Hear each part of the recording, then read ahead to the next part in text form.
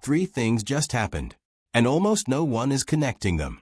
In less than 2 hours, gold exploded more than $120. At the exact same time, the US dollar index dropped sharply. And while most financial headlines focused on the price move itself, almost nobody asked the far more important question. Why did it happen so fast? Because when a market moves that violently in such a short window, it's rarely about one event. It's usually a chain reaction, policy pressure, currency stress, institutional positioning, and structural shifts happening beneath the surface of the market. Over the past 24 to 48 hours, several developments quietly lined up. Central bank policy expectations shifted again. Bond markets started pricing a different path for interest rates. The dollar began weakening against multiple currencies. And in the background, positioning in precious metals derivatives began to tilt aggressively toward upside exposure. Individually, none of these signals are shocking. But when they align at the same moment, the market can move very quickly. That's what we just saw. And the speed of the move matters more than the move itself. Because sudden price shocks often reveal something about liquidity and positioning. They show where markets were fragile, where hedging pressure existed, and where traders were forced to react faster than expected. But here's the part most coverage is missing. Gold rarely moves in isolation. Historically, when gold experiences a rapid repricing event, it often signals stress somewhere else in the financial system. Sometimes it's currency volatility. Sometimes it's sovereign debt concerns. Sometimes it's a shift in monetary policy expectations. And sometimes it's positioning inside the derivatives market that suddenly accelerates a move. Which brings us to silver. Because silver behaves differently from gold. Gold tends to react first. Silver tends to react later. But when silver does move, it often moves much faster. That's why many institutional traders watch the gold move first, and then look for signs that silver positioning might follow. Right now, several of those signals are beginning to appear. Dealer inventories are being watched closely. Options activity has started to build around key strike levels. And futures positioning is slowly shifting. None of these alone confirm a major move. But together, they create a structure that traders pay attention to. And that's exactly what we're going to break down. Because by the end of this video, you'll understand 4 critical things. First, what likely triggered the sudden $120 gold move?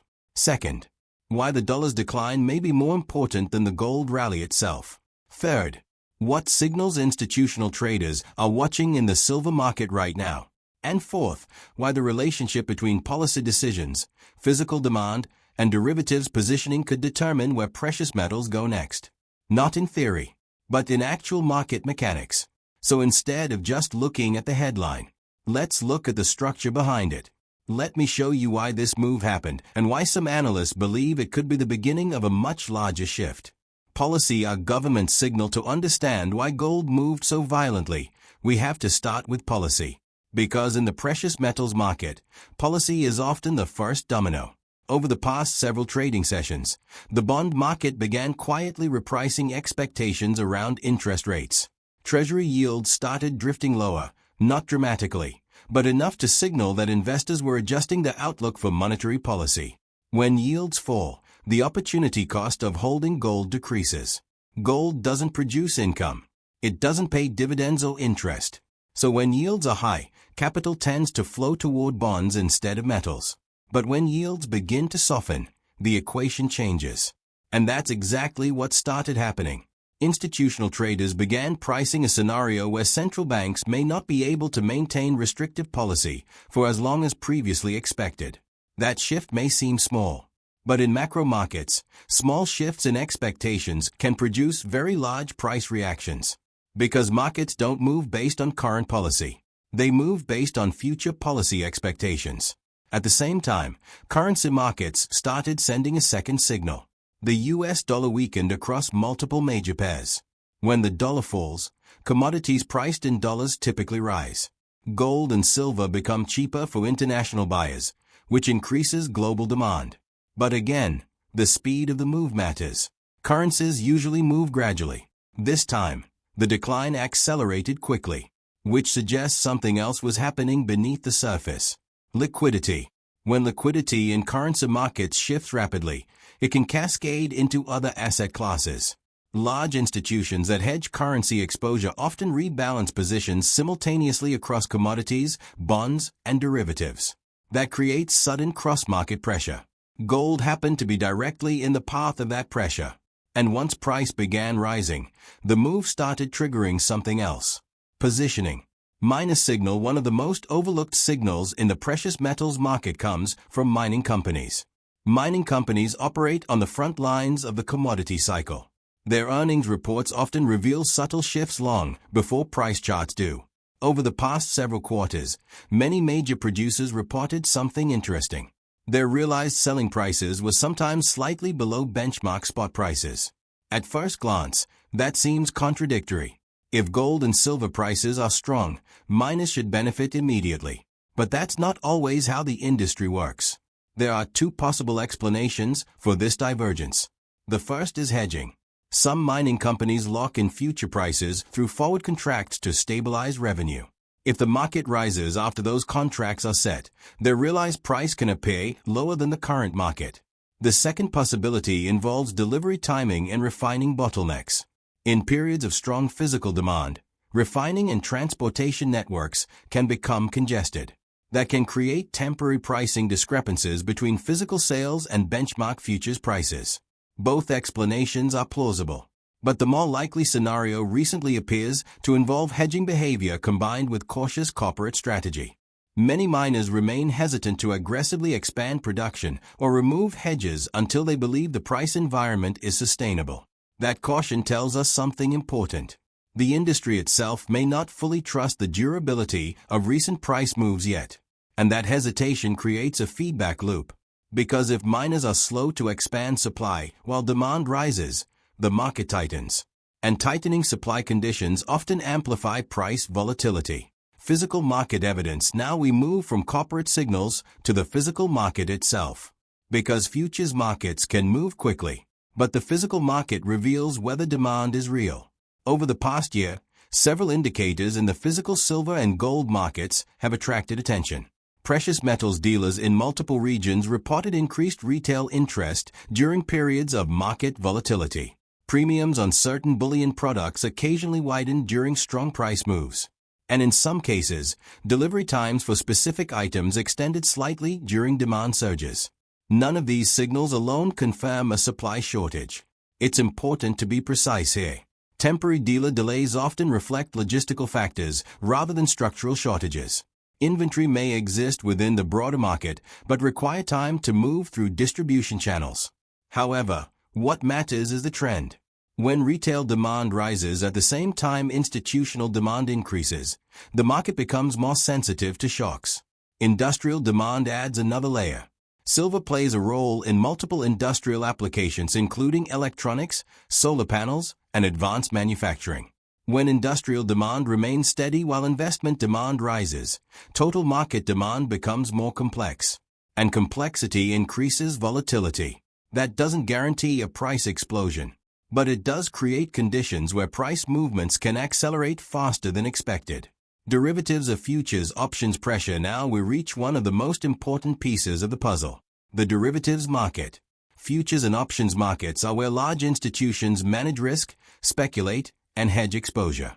And sometimes, those markets can amplify price moves dramatically. One key metric traders watch is the relationship between open interest and registered inventory in futures exchanges. Open interest represents the total number of outstanding contracts. Registered inventory represents metal that is immediately deliverable against those contracts. In normal market conditions, only a small fraction of contracts result in physical delivery. Most are closed or rolled forward before expiration. But when open interest grows quickly relative to available registered inventory, the market becomes sensitive. Not necessarily unstable, but sensitive. Because traders begin paying closer attention to delivery dynamics. Options activity can add another layer of pressure. When traders buy large volumes of call options bets that price will rise, market makers often hedge their exposure by purchasing futures contracts. This hedging process is sometimes referred to as gamma hedging. As prices rise, market makers may need to buy more futures to maintain neutral exposure. that buying can accelerate price momentum. It doesn't create demand out of thin air, but it can amplify existing trends. If gold began moving upward due to policy expectations and currency weakness, options hedging could have intensified the rally. That creates the kind of rapid movement we just witnessed. Connecting the threads, now step back and look at the entire structure. First, policy expectations began shifting. Bond yields softened. Markets started questioning how long restrictive monetary policy could remain in place. Second, currency markets reacted. The dollar weakened, increasing the attractiveness of dollar-priced commodities for global buyers. Third, the physical market remained steady enough that investment demand could influence price without immediately triggering supply expansion. Miners remained cautious. Supply growth stayed measured. Fourth, derivatives positioning began leaning toward upside exposure. Options activity increased.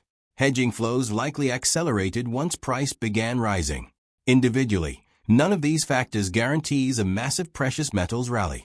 But when they occur simultaneously, they create a structure where volatility can expand rapidly. Gold moving $120 in 2 hours may not be a random event. It may simply be the visible result of multiple forces aligning at the same time. And when gold moves first, traders inevitably begin looking at silver. Because historically, silver often follows gold, but with greater volatility. If the same structural pressures begin building in the silver market, price movements there could become even more dramatic. That doesn't mean a surge is guaranteed. Markets remain complex. Policy could change again. Currency strength could return. Physical demand could stabilize. But the alignment we just witnessed is precisely the kind of setup that experienced traders monitor closely. Not because it guarantees an outcome, but because it changes the probability landscape. And right now, that landscape in the precious metals market may be shifting. So let's step back and look at what we actually saw. Not the headlines, not the noise, the signals. Because when markets move this quickly, the most important thing is not the price itself. The most important thing is the structure behind the move. And right now, 4 signals stand out. The first signal is policy pressure. Over the past several sessions, bond markets began quietly adjusting expectations about the future path of interest rates. Yields softened. That alone doesn't guarantee a major shift in monetary policy, but it tells us something important. Markets are beginning to question how long restrictive conditions can realistically remain in place. When that question appears, gold tends to react first, because gold is extremely sensitive to real interest rates. If investors believe real yields could fall in the future, gold becomes more attractive relative to income-producing assets. The second signal is the currency response. The US dollar weakened across several major currency pairs at the same time gold accelerated upward. That relationship matters because commodities priced in dollars often move inversely to the dollar itself. When the dollar weakens, international buyers effectively receive a discount. That increases global demand pressure. Again, this relationship isn't perfect. Currency markets are complex and influenced by dozens of variables. But historically, sharp dollar weakness has often coincided with strength in precious metals. The third signal is market structure. In the derivatives market, positioning and hedging activity can amplify price moves far beyond what physical supply and demand alone would produce. When traders aggressively buy call options, market makers frequently hedge that exposure by purchasing futures contracts. If prices continue rising, those hedges must be adjusted. That dynamic can create feedback loops where price movement itself generates additional buying pressure. This doesn't mean the rally is artificial. It simply means derivatives markets can accelerate trends that are already forming. The fourth signal comes from the broader precious metals ecosystem. Mining companies remain cautious about expanding production. Physical demand has remained steady enough to absorb investment flows. Industrial demand for silver continues to exist across multiple sectors including electronics and renewable energy infrastructure. When supply growth remains measured while demand remains stable or rising, the market becomes more sensitive to shocks. Put all 4 signals together. Policy expectations shifting. Currency markets weakening. Derivatives positioning leaning toward upside exposure. And a physical market that hasn't dramatically expanded supply. That combination creates a structure where volatility can increase quickly. Which brings us to the real question. What does this mean for the next phase of the metals market? The honest answer is that no single move guarantees a long-term trend. Financial markets are adaptive systems. Conditions can change rapidly. Central banks can alter policy direction. Currency strength can return. Investment demand can fade if macro conditions stabilize. Those possibilities always exist, and it's important to acknowledge them. But what we just witnessed is the type of alignment that experienced macro investors pay attention to, not because it confirms a prediction, but because it changes the probability distribution of outcomes. When gold moves this violently, traders begin asking a second question. Is this a one-time repricing event, or the beginning of a larger shift in capital flows? Historically, the first major move often appears before the broader market fully understands the cause. In some cases, the move fades and markets return to equilibrium. In other cases, the move becomes the first signal of a much larger macro trend. And that's why silver enters the conversation. Silver behaves differently than gold. Gold is primarily a monetary asset. Silver sits at the intersection of monetary demand and industrial demand. That dual role often causes silver to lag behind gold initially. But when silver finally reacts, the volatility can be significantly greater. This is not speculation.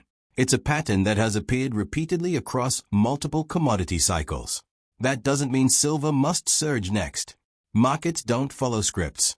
But if the same structural pressures that pushed gold higher begin appearing in the silver market, particularly in derivatives positioning and industrial demand, the reaction could be amplified. And that's what analysts are watching now. Not headlines, not social media narratives, but the mechanics of the market itself. Inventory levels, open interest trends, options positioning, currency movements, and policy expectations. Those are the signals that shape the direction of capital flows. Looking forward over the next 6 to 24 months, the precious metals market will likely remain deeply connected to three macro variables: interest rates, currency stability, and global liquidity. If real interest rates remain elevated for longer than expected, metals could face pressure. If central banks pivot toward easing policy or liquidity expansion, metals historically benefit. And if currency volatility increases globally, investors often seek assets that function outside the traditional financial system. Gold has served that role for thousands of years. Silver, while more volatile, often participates in the same macro cycle. None of this should be interpreted as financial advice. Markets involve risk. Every investment decision requires independent research, personal judgment, and an understanding of individual financial circumstances. But understanding structure matters, because when price moves suddenly, it often reveals stress points in the system that were previously hidden. What happened in gold was not just a random spike. It was a signal that multiple forces may be interacting at the same time. Policy pressure, currency shifts, market positioning, and physical demand. Whether those forces continue aligning will determine the next phase of the metals market. For now, the most important takeaway is not excitement. It's awareness. Awareness that something in the macro environment may be evolving. Awareness that price movements sometimes reveal deeper structural changes. An awareness that markets rarely move in isolation. So the question going forward isn't simply whether gold can hold this move. The real question is whether the conditions that created it continue developing beneath the surface. Because if they do, the move we just witnessed may not be the story. It may only be the opening chapter.